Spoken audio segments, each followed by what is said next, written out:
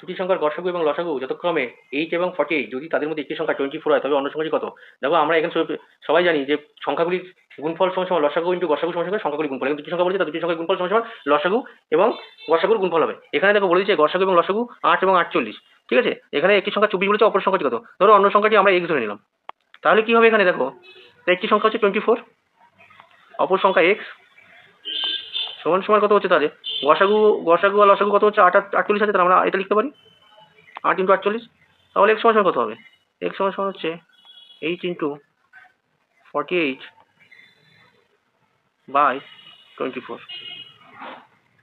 এখানে দেখো 48 যদি কাটা হয় তাহলে কত হচ্ছে 2। তাহলে x সমান সমান কত হচ্ছে? x সমান সমান আমাদের 8 × 16। তাহলে আমাদের একটি সংখ্যা কত বলেছিল? যদি একটি সংখ্যা 24 হয়, তো একটি সংখ্যা 24, অপর সংখ্যাটি কত? অপর সংখ্যাটি 16।